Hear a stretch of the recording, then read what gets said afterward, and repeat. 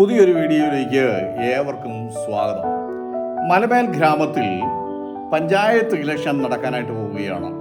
ഗ്രാമവാസികൾ നല്ലൊരു നേതാവിനെ തിരഞ്ഞെടുക്കാനുള്ളതായ തത്രപ്പാടിലായിരുന്നു. 2 പേർ അതായത് സ്ഥാനാർത്ഥികളായിട്ട് മുന്നോട്ട് വന്നു. അത് ഒരാൾ ജയിനും മറ്റേയാൾ ജയിക്കുമായിരുന്നു. ഈ 2 പേരും സ്ഥാനാർത്ഥികളാകാൻ നോമിനേഷൻ കൊടുക്കാനുള്ള തയ്യാറെടുപ്പോടുകൂടി അവർ മുന്നോട്ട് വന്നു. ഇതിൽ ജെയിൻ ദൈവഭക്തനും അതുപോലെ തന്നെ ഒരു സാമൂഹ്യ പ്രവർത്തകനും ജനങ്ങൾക്ക് എന്ത് വിഷയമുണ്ടെങ്കിലും ഓടിയെത്തുന്ന ഒരു വ്യക്തിയുമായിരുന്നു ജെയിൻ. എന്നാൽ ജയ്ക്ക് നേരെ മറിച്ചായിരുന്നു. ജയ്ക്ക് വളരെ സമ്പന്നനായ ഒരു മനുഷ്യനായിരുന്നു. മാത്രമല്ല സ്ഥാനമോഹിയും ദ്രവ്യാഗ്രഹിയുമായിരുന്ന ഒരു മനുഷ്യനായിരുന്നു ജയ്ക്ക്. അങ്ങനെ ഇലക്ഷൻ്റെ സമയം അടുക്കാറായി. ആ സമയത്ത് ജയിക്കറിയാമായിരുന്നു നേരവണ്ണം മത്സരിച്ചാൽ നിശ്ചയമായും ജയിക്കാനായിട്ട് യാതൊരു സാധ്യതയുമില്ല. അദ്ദേഹം അയൽ പ്രദേശത്തുള്ളതായ ജനങ്ങളെല്ലാം കൂട്ടി ഇദ്ദേഹം തന്ത്രപൂർവം വോട്ടർ പട്ടികയിൽ ഇവരുടെ എല്ലാം പേരുകൾ കൂട്ടിച്ചേർത്തു. അങ്ങനെ ഈ ഇലക്ഷൻ്റെ സമയം വന്നു. അന്ന് എല്ലാവരും വോട്ട് ചെയ്തു. എന്നാൽ അതിൽ ഈ തന്ത്രപൂർവം കൃത്രിമ വോട്ടുകൾ നിർമ്മിച്ചതായ അല്ലെങ്കിൽ വോട്ടേഴ്സ് ലിസ്റ്റിലൊക്കെ പേര് വിവരം മറ്റുള്ളവരോട് കൂട്ടിച്ചേർത്ത് കള്ള വോട്ട് ചെയ്യിച്ചതായ ജയിക്കനായിരുന്നു വിജയം. ആരംഭ നാളുകളിലൊന്നും വലിയ പ്രശ്നങ്ങളൊന്നും ഉണ്ടായില്ല. എന്നാൽ മാസങ്ങൾ ചിലത് കഴിഞ്ഞപ്പോൾ ജയിക്കിന്റെ തനി സ്വഭാവം പ്രകടമാകാനിടയായി. അതായത് അദ്ദേഹം ഇപ്പോൾ സകല അനീതിക്കും സകല അഴിമതിക്കും കൂട്ടുനിന്നിട്ട് ഇപ്പോൾ ഗ്രാമത്തിലെ വികസന പ്രവർത്തനങ്ങൾ മുഴുവൻ മുരടിച്ചുപോയി. നല്ല റോഡുകളില്ലാതായി. ഇതുമാത്രമല്ല ശുദ്ധജല വിതരണം താറുമാറായി. ശുചീകരണ പ്രവൃത്തികളൊന്നും തന്നെ ഗ്രാമത്തിൽ ഇപ്പോൾ നടക്കുന്നില്ല. ഇങ്ങനെയുള്ള പ്രതികൂല സാഹചര്യങ്ങളിലൂടെ കടന്നുപോയിക്കൊണ്ടിരിക്കുകയാണ്. തെരുവ് നായ്ക്കൾ അലഞ്ഞു നടക്കുന്നതുകൊണ്ട് കുഞ്ഞുങ്ങൾക്ക് സ്കൂളിൽ പോകുവാൻ പോലും നിവൃത്തിയില്ലാത്ത അവസ്ഥാവിശേഷത്തിലേക്ക് എത്തിച്ചേർന്നു. കുറെ മാസങ്ങൾ കഴിഞ്ഞപ്പോഴാണ് തങ്ങൾക്ക് സംഭവിച്ചതായ തങ്ങൾ ഈ തെരഞ്ഞെടുപ്പിനെ സംരക്ഷിക്കാതിരുന്നതിൻ്റെ തിക്ത അനുഭവം ഈ ഗ്രാമവാസികൾ അനുഭവിക്കുന്ന കാര്യങ്ങൾ മനസ്സിലാക്കാനായിട്ട് അല്പം മാസങ്ങൾ എടുക്കേണ്ടതായിട്ട് വന്നു. ഇവിടെ നമ്മൾ കാണുന്നത് അടുത്ത തെരഞ്ഞെടുപ്പിലേക്ക് ഇനി മേൽ ഒരു കള്ളവോട്ട് പോലും നമ്മുടെ ഗ്രാമത്തിൽ ഉണ്ടാകാൻ പാടില്ല എന്നുള്ളതായ ഉറച്ച തീരുമാനത്തോടുകൂടി നിശ്ചയദാർഢ്യത്തോടുകൂടി ഗ്രാമവാസികളെല്ലാം ചില തീരുമാനങ്ങളിലെത്തി. വർഷം 5 കഴിഞ്ഞു. അടുത്ത ഇലക്ഷന്റെ സമയമായി. ഈ സമയമായപ്പോൾ ഗ്രാമവാസികളെല്ലാം ഒന്നടങ്കം ഏറ്റവും നല്ലൊരു സ്ഥാനാർത്ഥിയെ കണ്ടെത്തി അദ്ദേഹത്തിന് വോട്ട് ചെയ്ത് അദ്ദേഹത്തെ വിജയിപ്പിച്ചെടുക്കാൻ ഇടയായിത്തീർന്നു. അങ്ങനെ അവരുടെ ആ ഗ്രാമത്തെ അവർ പുനരുജ്ജീവിപ്പിക്കുവാൻ അവർക്ക് കഴിഞ്ഞു എന്നുള്ളതാണ് ഇതിൽ നമുക്ക് മനസ്സിലാക്കാനായിട്ട് കഴിയുന്നത്. ഇപ്പോഴത്തെ ചർച്ചാ വിഷയം എന്ന് പറയുന്നത് കഴിഞ്ഞ ലോക്സഭാ തെരഞ്ഞെടുപ്പിലെ അതായത് ആ തെരഞ്ഞെടുപ്പിൽ നടന്നതായ ക്രമക്കേടുകളും വോട്ടർ പട്ടികയിലെ കൃത്രിമവും അതുപോലെ വോട്ട് മോഷണവും ഇതെല്ലാമാണ് ഇന്നത്തെ ചർച്ചാ വിഷയം ആയി നടന്നുകൊണ്ടിരിക്കുന്നത്. അതായത് ബംഗളൂരു നഗരത്തിൽ തന്നെ അതിന് സമീപമുള്ളതായ ബലത്തൂരിലെ മുനീർ റെഡ് ഗാർഡനിൽ ഒറ്റ മുറിയും ഒരു ചെറിയ അടുക്കളയും മാത്രമുള്ളതായ ഒരു കൊച്ചു മുറിക്കകത്ത് 80-ൽ പരം വോട്ടർമാരെയാണ് ചേർത്തിരിക്കുന്നത്. അതുകൊണ്ട് തീർന്നില്ല. ഒരു മദ്യനിർമ്മാണശാലയിൽ 68 പേരെ പുതിയ വോട്ടർമാരായി ചേർത്തിട്ടുണ്ട്. മഹാരാഷ്ട്രയിലെ ഷിർഡി നിയമസഭാ മണ്ഡലത്തിൽ ഒരൊറ്റ കെട്ടിടത്തിൽ മാത്രം 7000-ൽ പരം വോട്ടുകൾ അവിടെ ചേർക്കപ്പെടുവാൻ ഇടയായി തീർന്നിട്ടുണ്ട്. ഇപ്പോൾ പുറത്തു വരുന്നതായ വാർത്തകൾ അനുസരിച്ച് കേരളത്തിലെ തൃശ്ശൂരും മറ്റ് സ്ഥലങ്ങളിലൊക്കെ തന്നെ വോട്ട് മറിക്കാനും അതുപോലെ വോട്ടിൽ തിരിമറിയും കൃത്രിമവും നടന്നതായിട്ട് ഇപ്പോൾ കണ്ടെത്തിക്കൊണ്ടേയിരിക്കുകയാണ്. ഇനി അതിലും രസകരമായിരിക്കുന്ന കാര്യമുണ്ട്. സുപ്രീം കോടതി ഇടപെട്ട് ഹരിയാനയിൽ അതായത് റീകൗണ്ടിങ് നടത്തിയപ്പോൾ ജയിച്ച വ്യക്തി തോൽക്കുകയും തോറ്റ വ്യക്തി ജയിക്കാനിടയായി തീർന്നു. എന്തൊരു മറിവായമാണല്ലേ! ആകയാൽ നമുക്കറിയാം, ജനാധിപത്യ രാഷ്ട്രമാണ് നമ്മുടെ രാജ്യം. ജനാധിപത്യം എന്ന് പറഞ്ഞാൽ എന്താണെന്ന് ചോദിച്ചാൽ, ജനങ്ങൾ തങ്ങളുടെ ഭരണാധികാരികളെ വോട്ട് ചെയ്ത് തെരഞ്ഞെടുക്കുന്ന ആ പ്രക്രിയയാണ് ജനാധിപത്യം എന്നതുകൊണ്ട് ഉദ്ദേശിക്കുന്നത്.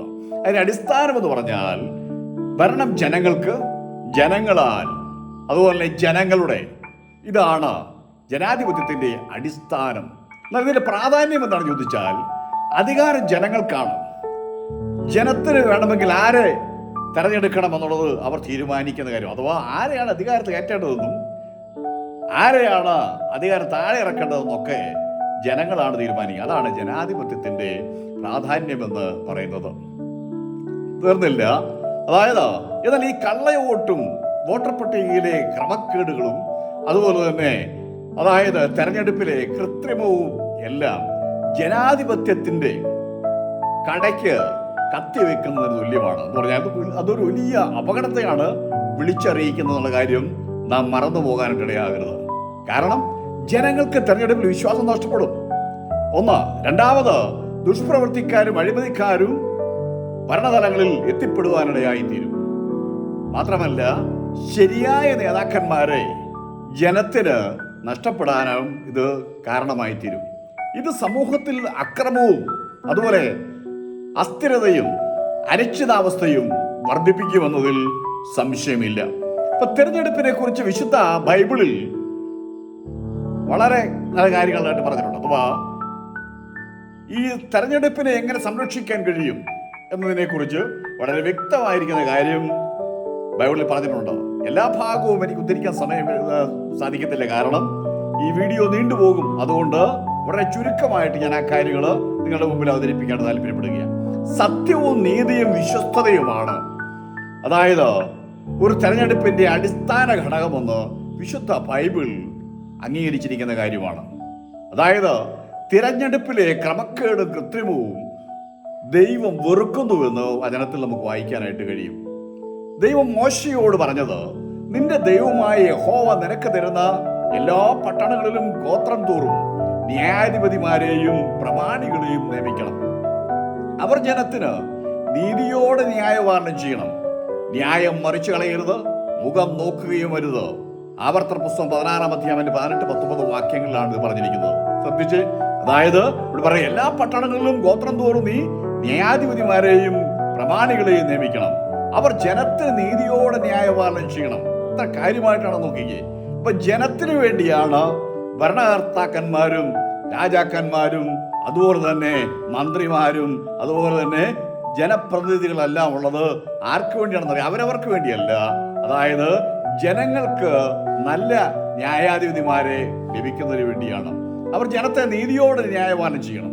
മാത്രമല്ല, ന്യായം ആർക്കും മറിച്ചു കളയാനായിട്ട് പാടില്ല.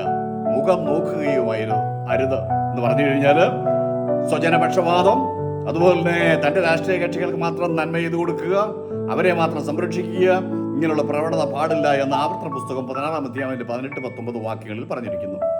ഇനി യെശയ്യാ പ്രവചനം 10-ാം അധ്യായം 1-2 വാക്യങ്ങൾ നാം പരിശോധിക്കുമ്പോൾ ഇവിടെ കാണുന്നത് ഇങ്ങനെയാണ്: ദരിദ്രന്മാരുടെ ന്യായം മറിച്ചു കളവാനും എൻ്റെ ജനത്തിലെ എളിയവരുടെ അവകാശം ഇല്ലാതാക്കുവാനും വിധവമാർ തങ്ങൾക്ക് കൊള്ളയായി തീരുവാനും അനാഥരെ തങ്ങൾക്ക് ഇരയാക്കുവാൻ തക്കവണ്ണം നീതികെട്ട ചട്ടം നിയമിക്കുന്നവർക്കും അനർത്ഥം എഴുതിക്കുന്നവർക്കും ആ എഴുത്തുകാർക്ക് അയ്യോ കഷ്ടമെന്നാണ് യെശയ്യാവിന്റെ പുസ്തകത്തിൽ പറഞ്ഞിരിക്കുന്നത്.